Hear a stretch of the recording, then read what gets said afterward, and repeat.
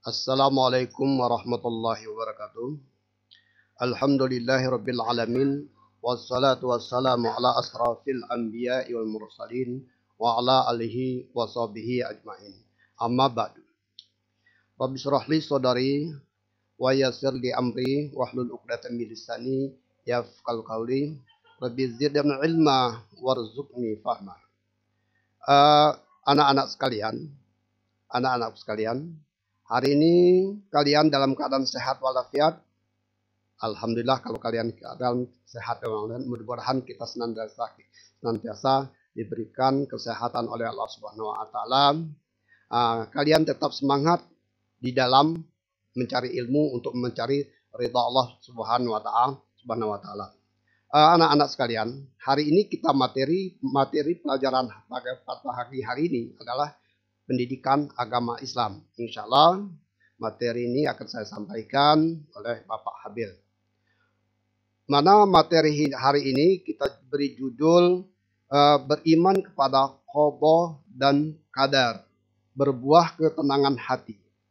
Inilah judul hari ini ya, materi kita tentang qada dan qadar Allah Subhanahu wa taala. Nah, anak-anak sekalian, perlu kalian perhatikan, perlu kalian ketahui apa itu pengertian daripada qada, apa itu pengertian qadar atau takdir ya. Takdir ini kita bahas tentang pengertian qada.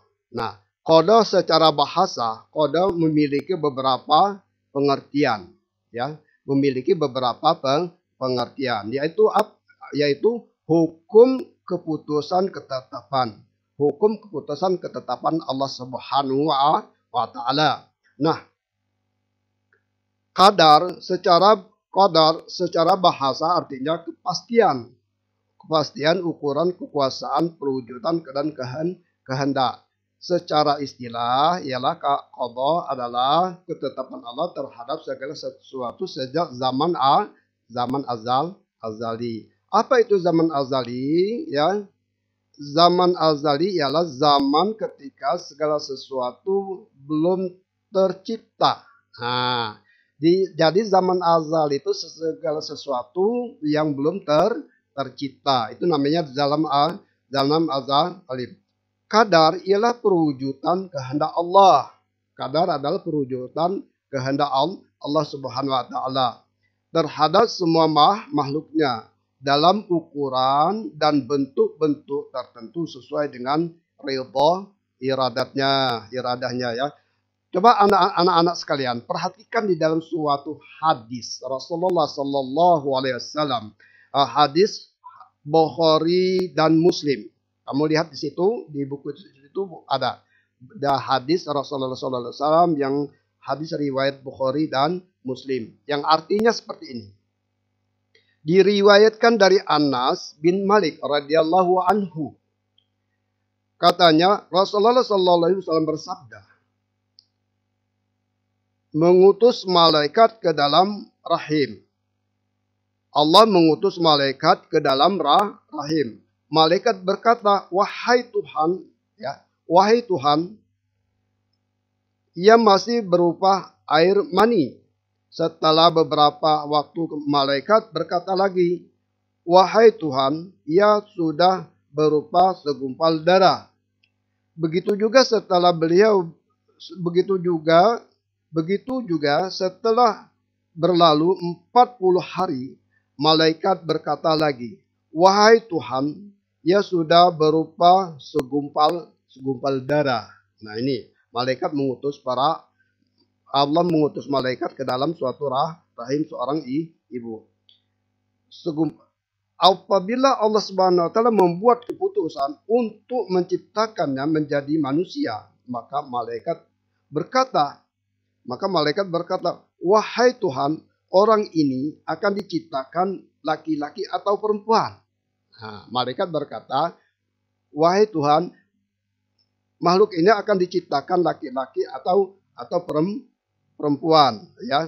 Manusia, maka malaikat berkata, wahai Tuhan, orang ini akan diciptakan laki-laki atau perempuan. Nah itu suatu perkataan malaikat kepada Tuhannya. Nah, sengsara atau bahagia, sengsara atau bahagia, bagaimana rezekinya, kata malaikat, serta bagaimana pula ajalnya.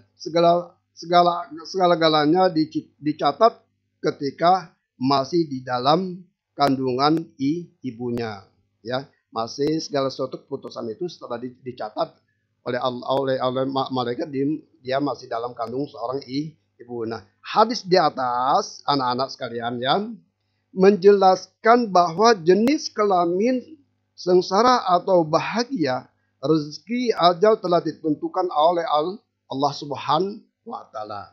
Sekali lagi, berkenaan dengan hadis di atas, menjelaskan bahwa jenis kelamin sengsara atau bahagia, rezeki ajal telah ditentukan oleh Allah Subhanahu wa Ta'ala. Nah, sejak manusia berada dalam kandungan ibunya, ketika seorang manusia terlahir ke dunia ini dan mengalami peristiwa-peristiwa tertentu, ya, berarti ia telah ditakdirkan oleh Allah Subhanahu wa Ta'ala. Seperti peristiwa yang ia alami tersebut, umpamanya untuk memperjelas pengertian qada dan qadar, coba anak-anak perhatikan contoh-contoh sebagai berikut, ya. Berdasarkan contoh di atas, ini contoh-contohnya, diketahui bahwa antara qada dan qadar terdapat hubungan erat, ya, dan merupakan suatu kesatuan, Qada merupakan ketentuan, kehendak kemauan Allah Subhanahu wa Ta'ala. Sedangkan qadar merupakan perwujudan dari kehendak Allah Subhanahu wa Ta'ala. Nah, qada dan qadar bisa dikenal dengan istilah takdir, ya. Qada dan qadar bisa dikenal dengan namanya takdir. Nah, beriman kepada qada dan qadar merupakan rukun iman ke-6. Jadi, beriman kepada qada dan qadar itu termasuk rukun iman keberapa, nak? Adalah rukun iman ke-6. Itu harus kalian perhatikan, jangan sampai kalian tidak hafal, ya. Rukun iman. Ini beriman kepada qada dan qadar ini termasuk juga daripada rukun iman. Rukun iman ke-6.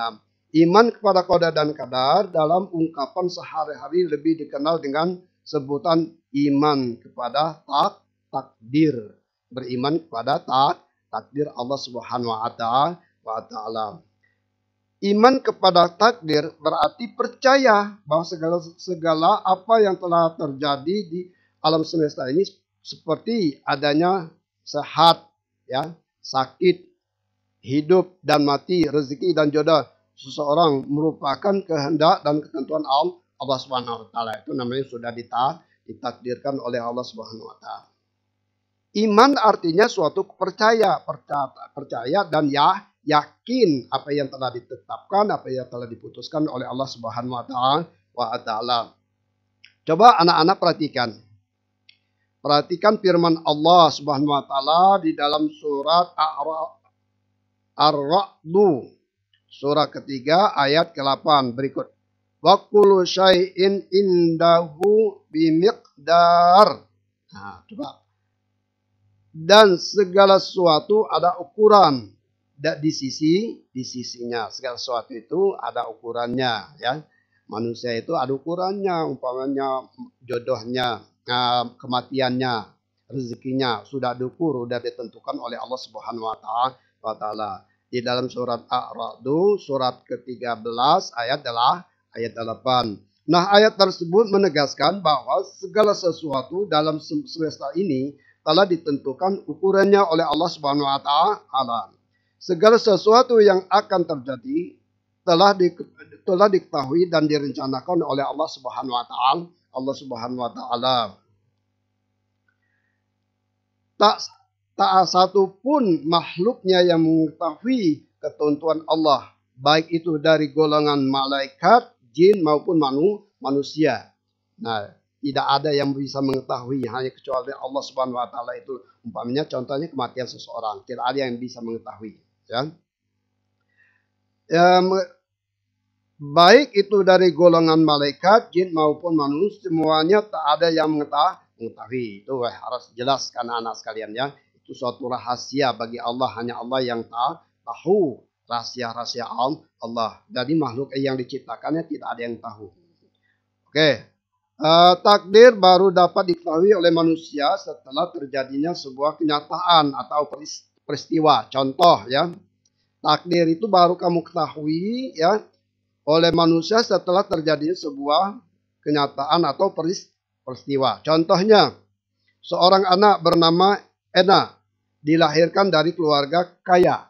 Nah ya, contohnya itu salah satu contoh seorang anak bernama Ena dilahirkan dari keluarga yang kaya. Orang tuanya adalah pengusaha minyak umpamanya. Orang tuanya pengusaha minyak sawit yang sukses. Kekayaannya melimpah ruah. Nah, semua orang mengenal keluarga tersebut. Hampir semua orang yang memikirkan Erna juga akan kaya seperti bapaknya, kedua orang tuanya.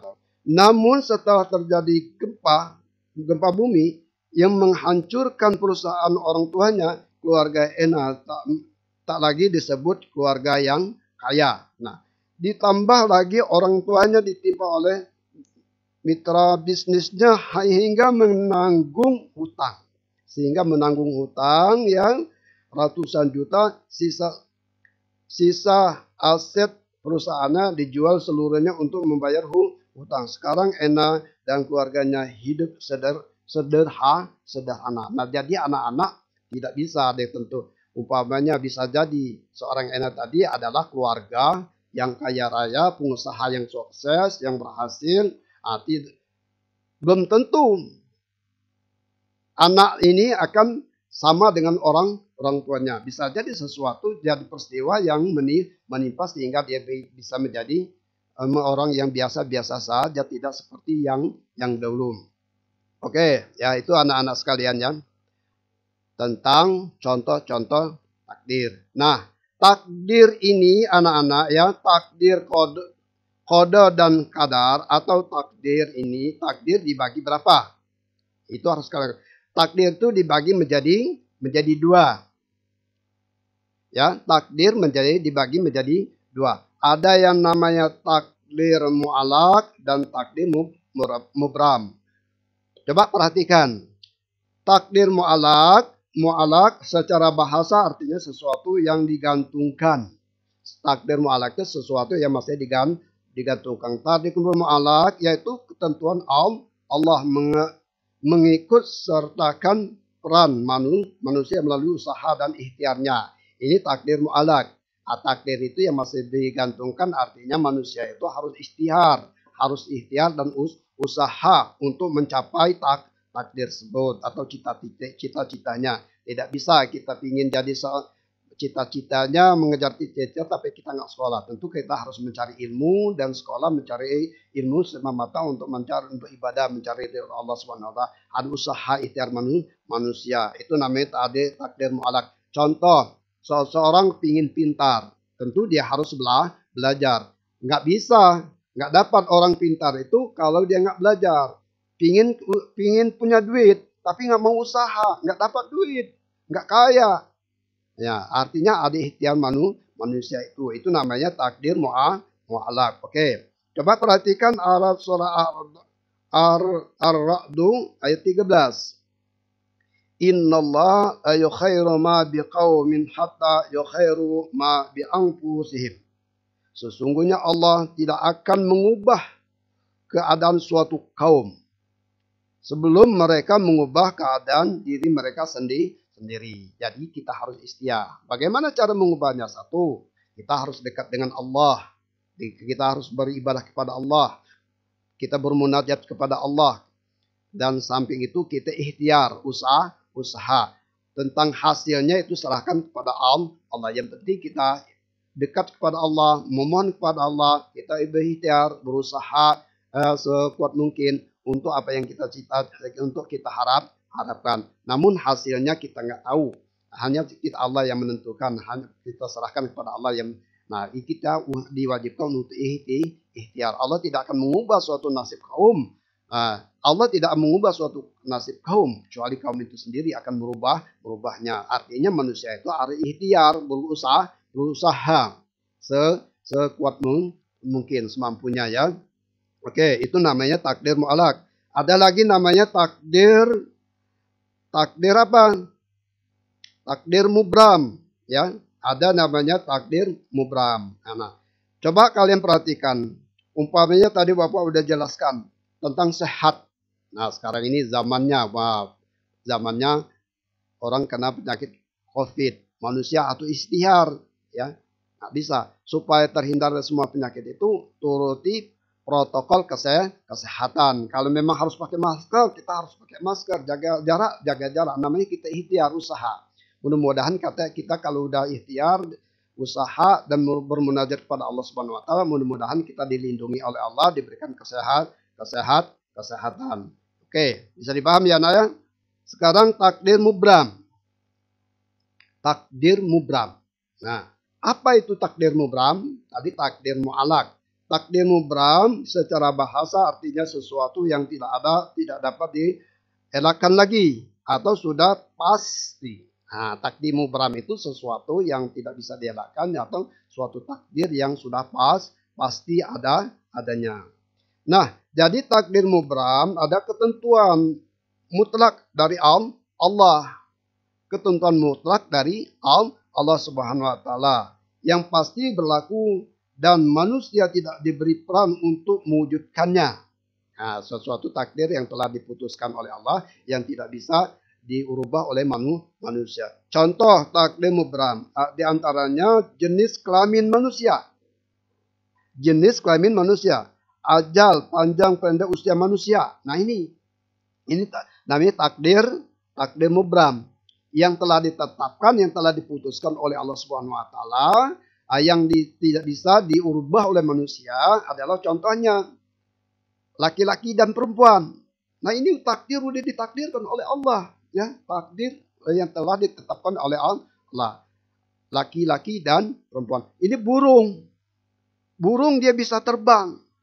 Nah, ini sudah ditakdirkan oleh Allah. Kerbau nggak bisa terbang, tapi burung bisa terbang karena ini sudah ditakdirkan oleh Allah Subhanahu Wa Taala. Hewan burung beranak dia harus bertelur. Nah, burung beranak dia bertelur dulu. Ayam begitu juga. Dia beranak bertelur dulu. Ini udah ditakdirkan oleh Allah Subhanahu Wa Taala yang nggak bisa dirubah oleh manusia. Umpamanya kodok, Allah ciptakan kodok. Dia berjalan atau dia lari, dia loncat-loncat. Memang udah ditakdirkan oleh Allah dan tidak bisa dirubah oleh manusia. Itu ya. Jadi saat takdir mubram itu takdir yang telah ditetapkan yang sudah diputuskan oleh Allah Subhanahu Wa Taala. Kira-kira bisa dipahami anak-anak? Itu takdir mubram. Kalau takdir mu'alak, takdir yang masih digantungkan artinya ikhtiar dan manusia itu sendiri. Ikhtiar dan manusia itu sendiri. Contohnya ya takdir mu'alak tadi, umpamanya Bapak berikan contoh takdir mu'alak itu anak-anak pingin pandai. Kalau mau pandai, punya pinter, tentu kalian harus usaha. Namanya belajar dengan sungguh-sungguh. Kalau kalian belajar dengan sungguh-sungguh, pasti akan diperoleh. Manjada wajada, barang siapa bersungguh-sungguh, pasti dia dapat. Ini namanya takdir mu'alak. Pingin kaya, ingin punya duit, tentu manusia itu ada usaha, ikhtiar. Dia berusaha sekuat mungkin untuk menggapai cita-cita apa yang kita harapkan. Itu takdirnya takdir mu'alak. Kalau takdir mubram itu sesuatu yang telah diputuskan oleh Allah dan tidak bisa diubah-ubah lagi oleh manusia. Ya, oke, bisa dipaham? Sekali lagi, takdir mubram itu contohnya apa, nak? Contohnya manusia dilahirkan laki-laki dan perempuan. Nah, ini nggak bisa manusia merubahnya. Laki-laki diciptakan oleh Allah, dari sananya udah diciptakan. dia akan berbentuk jenis perempuan dan diciptakan akan berbentuk jenis laki-laki. Burung bisa terbang, ya burung bisa terbang, kodok nggak bisa terbang. Nah, memang udah ditakdirkan seperti itu. Contoh lagi, ular. Ular itu berjalan berlengkok-lengkok. Memang sudah ditakdirkan. Ular nggak punya kaki. Allah takdirkan. Memang seperti itu. Udah semenjak diciptakan oleh Allah semenjak zaman azali. Oke, berkaitan dengan takdir, kira-kira bisa dipahami anak ya? Beriman kepada qada dan qadar Allah. Beriman, iman itu artinya percaya atau yakin dengan seyakin-yakinnya. Qada dan qadar. Beriman kepada qada dan qadar termasuk dapat dari rukun-rukun iman. Rukun iman keberapa? Rukun iman ke-6. Oke, sampai untuk materi pagi hari ini kita cukup sampai di sini dulu. Cukup pokok bahasan kita. Insya Allah minggu depan kita teruskan kembali materi berikutnya. Namun di sini ada tugas pada anak-anak untuk dapat kamu kerjakan. Tugas ini kamu kerjakan. Kumpulnya minggu depan boleh. Tugasnya 1. Kamu membuat contoh takdir mu'alak dan takdir mubram. Silakan kamu buat contoh takdir mu'alak dan takdir mubram. Temukan hadis atau ayatnya. Temukan hadis atau ayat yang berkaitan dengan takdir mu'alak dan takdir mubram. Bisa dipaham? Oke. Kira-kira materi agama pada hari ini saya sampaikan, cukupkan dulu sampai di sini. Sekian dulu. Assalamualaikum warahmatullahi wabarakatuh.